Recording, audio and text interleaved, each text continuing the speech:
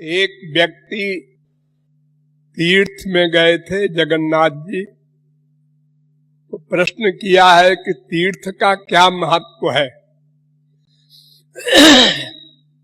एक व्यक्ति तीर्थ कर करके लौट आया और एक तीर्थ करने गया नहीं, दोनों में क्या अंतर है?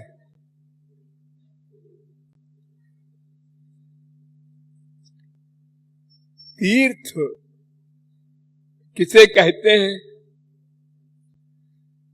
जहां कभी भगवान या महापुरुष रहे हो, उस स्थान को तीर्थ कहते हैं। मथुरा हो, वृंदावन हो, अयोध्या हो, ये भगवान के जहां जहां अवतार हुए हैं, या महापुरुष लोग जहां जहां पैदा हुए या साधना की या कोई लीला की, तो उन जगहों का नाम तीर्थ पड़ जाता है। हमारे भारत में तो इतने महापुरुष हुए कि पग पग पर तीर्थ है।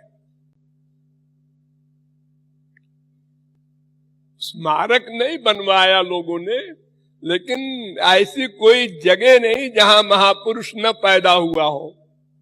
हमारा देश ऐसा है, तीर्थ ही तीर्थ है सब। और सबसे इंपॉर्टेंट बात एक समझ लेनी चाहिए कि भगवान आपके हृदय में रहता है। नोट करो सब लोग, भगवान सबके हृदय में बैठा, उसके प्रतिक्षण के आइडियाज नोट करता है।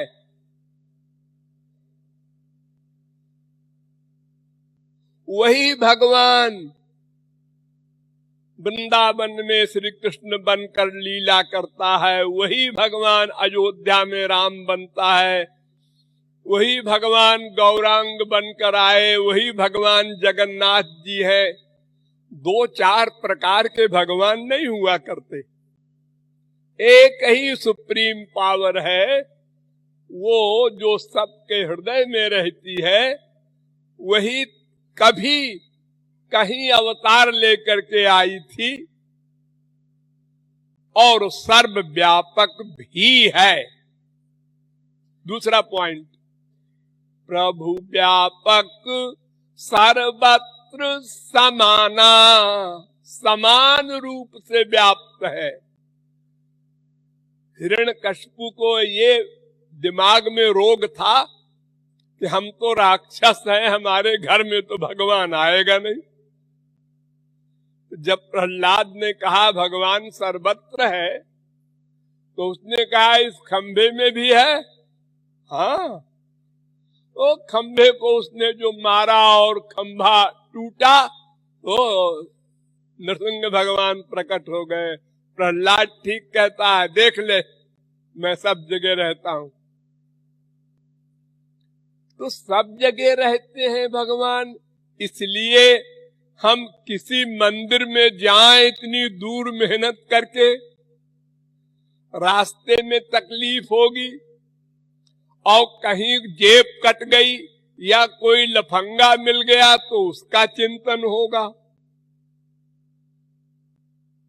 सबसे प्यारा पैसा है, वो भी खर्च होगा। तो तीर्थ में जाकर लाभ के बजाय और हानि कमा के आ गया। मिला क्या? प्राचीन काल में तीर्थों में संत ही रहते थे और कोई गृहस्थी वहां नहीं रहता था, महात्मा लोग रहते थे। तो हम वहां जब जाते थे तो महात्माओं का प्रवचन सुनकर, सिद्धांत समझकर अपना कल्याण करते थे। अब वो सब है नहीं, गड़बड़ है। अब तो मंदिरों में जेब कतरे रहते हैं खड़े चारों तरफ, जरा मौका लगे तो अपना हिसाब बैठावे। और पंडा पुजारी तो इतना तंग करते हैं कि लोग कान पकड़ते हैं, मैं आऊंगा नहीं कभी। दान करने के लिए कोई जाता है, पिंड दान है बाप के वगैरह के मरने पर,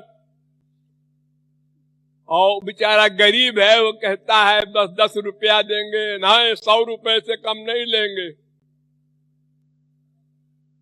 तो तीर्थ में अब वो संत नहीं रहे, वो लाभ नहीं रहा और गड़बड़ ज्यादा हो गई,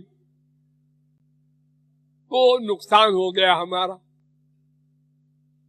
तो भगवान जब हमारे अंदर बैठा है, भगवान तो इतना दयालु है, उसने कहा भाई कोई पंगुला हो तो वो कहेगा कि भाई हमारे पैर नहीं है, हम कैसे जाएं मथुरा वृंदावन द्वारिका जगन्नाथ जी, हमको तो भगवत प्राप्ति फ्री में कराई जाए। तो भगवान कहते हैं गधे, मैं तो तेरे हृदय में रहता हूं, कहीं जाने की जरूरत क्या है। और अगर नहीं मानते तुम कि मेरे हृदय में वही भगवान है जो जगन्नाथ जी में मंदिर में है, तो फिर तुम नास्तिक हो, तुम्हारा ज्ञान ही अभी, बुद्धि ही नहीं अभी ठीक हुई कि भगवान वही है। भगवान का सही बटा नहीं होता, 1/4 भगवान, 1/6 भगवान, ऐसा नहीं होता।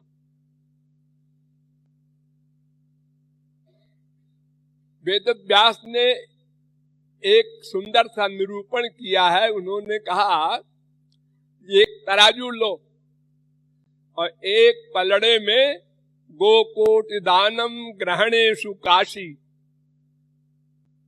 चंद्र ग्रहण के समय काशी में दान का बड़ा फल है। 1 करोड़ गाय का दान करे कोई काशी में चंद्र ग्रहण के समय, इसका जो पुण्य हो इतना बड़ा, वो तराजू के एक पलड़े में रख दो। गोकोटि दानम ग्रहणेषु काशी अप्रयाग गंगा युत कल्पवासा, और प्रयाग में कल्पवास करते हैं लोग, माघ में 10,000 वर्ष तक कोई कल्पवास करे, उसका जो पुण्य हो वो भी उसी तराजू के पलड़े में रख दो। और यज्ञागतम मेरु सुवर्ण दानम, और सुमेर गुरु पहाड़ को कोई दान कर दे, सोने का पहाड़ पूरा यज्ञ में, उसका जो पुण्य हो वो भी उसी तराजू के एक पलड़े में रख दो। तो गोविंद नामना न कदापि तुल्यम, एक तरफ गोविंद नाम रख दो तो वो सब उसकी बराबरी नहीं कर सकता।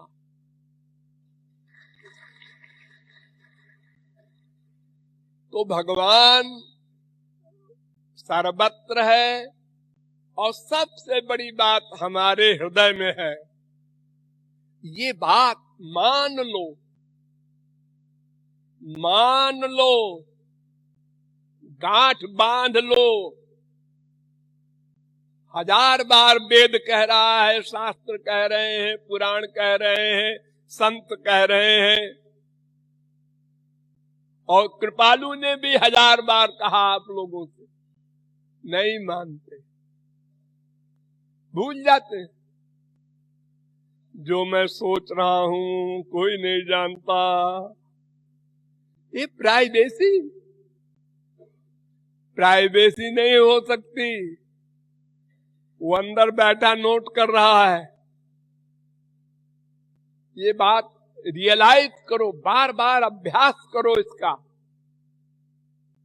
इतना सुख मिलेगा तुमको जैसे कोई कंगाल खरबपति हो जाए 1 सेकंड में।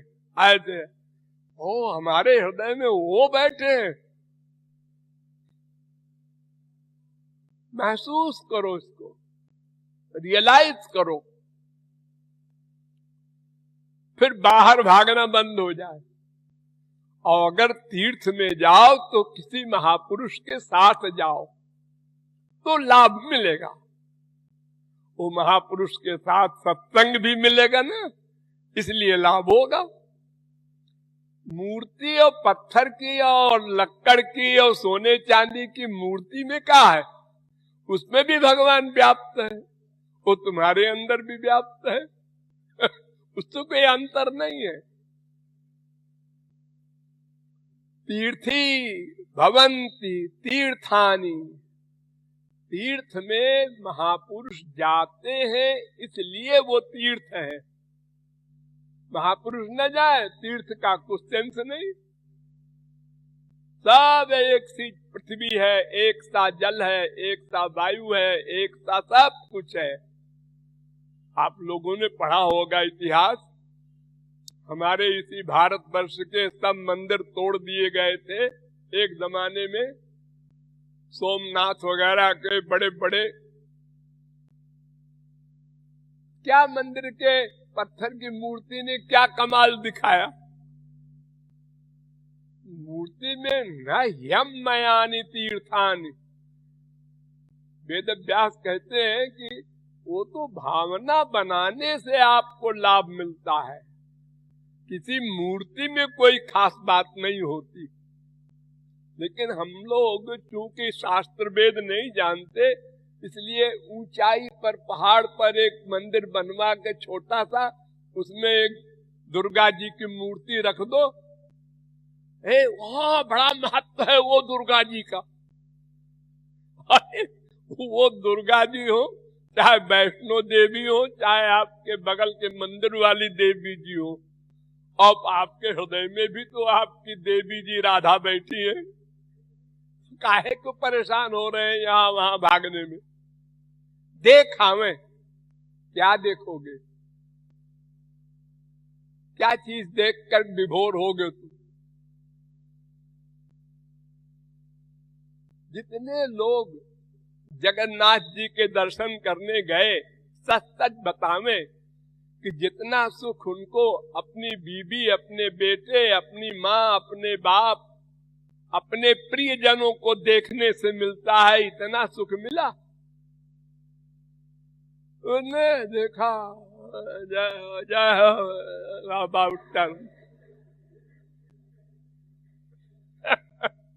ये तो तुमने भगवान का अपमान किया कि अपने बेटे, माँ बाप, स्त्री पति के बराबर भी भगवान का स्थान नहीं माना। और दर्शन करके अबाउट टर्न और तुरंत जल्दी चलो। तो तीर्थ का महत्व कुछ नहीं होता, उसके भीतर भगवत भावना करने का महत्व होता है। भगवत भावना जितनी करोगी, जितने लोग गए जगन्नाथ जी, वो वहां खड़े होकर मूर्ति के सामने आंसू बहाया, बस वो गया तीर्थ करने, बाकी सब कुछ नहीं। तो भगवान के धाम, भगवान के नाम, भगवान के संत, ये सब एक हैं, लेकिन भावना हो तब ये शर्त है। उसी संत के प्रति नामापराध भी कमा लो और उसी संत के प्रति शरणागत होकर भगवत प्राप्ति भी कर लो। इसी प्रकार भगवान के अवतार काल में भी उन्हीं भगवान को देखा, सब अलग अलग लोगों ने अलग अलग प्रकार से देखा। जो संत थे उन्होंने भगवान के रूप में देखा और सबने नहीं देखा, उनको वो फल नहीं मिला। तो हमको हमारी भावना का फल मिलेगा। अगर कोई तीर्थ में जाता है, जाए, लेकिन वो किस लिए जाए ये सोच ले। हमारा एम है राधा कृष्ण का प्रेम पाना। ये वहां हुआ नहीं हुआ है तो तुम व्यर्थ में गए, तन को कष्ट पहुंचाया, मन को कष्ट पहुंचाया, धन को बिगाड़ा, कोई लाभ नहीं, नुकसान हुआ अलग। और अगर हमारी भक्ति बढ़ी राधा कृष्ण में, तो जहां चाहो वहां जाओ, जिस मंदिर में, जिस मैं खाने में जहां भी तुम्हारा मन लग जाए भगवान में, वहां जाओ। जप तप नियम योग निज धर्मा, श्रुति संभव नाना शुभ कर्मा। ज्ञान दया दम तीरथ मज्जन, जहां लगी धर्म कहे श्रुति सज्जन। आगम निगम पुराण अनेका, पढ़े सुने कर फल प्रभु एका। एक फल तव पद पंकज प्रीति निरंतर। बस भगवान में हमारा प्रेम बढ़ा, ठीक ठीक तीर्थ किया तुमने। प्रेम नहीं बढ़ा तो बेकार गया। प्रेम कम हो गया, वहां के लोगों के व्यवहार से और नुकसान हो गया, और अपराध कमा लिया तुमने। क्या करे, वहां का पुजारी ऐसा हमको तंग कर रहा था, वहां का वो। अरे अरे अरे, तुम तो भगवान के दर्शन करने गए थे। हाँ गए तो थे, लेकिन वो ऐसे लोग मिल गए हमको वहां। तो हमारा मन और हमारे राधा कृष्ण और हमारा गुरु, बस इतने के अंदर रहो। जहां कहीं इतने में लाभ मिले वहां जाओ, जहां वो लाभ नहीं मिले उसको नमस्ते। तजो पिता प्रहलाद विभीषण बंधु भरत महतारी। माँ बाप का सबका त्याग कर देते हैं जहां भगवत प्रेम में वृद्धि न हो। तो तीर्थ का महत्व तभी है जब हमारा मन राधा कृष्ण में अधिक लग जाए। ये ध्यान रखकर तीर्थ में जाना चाहिए।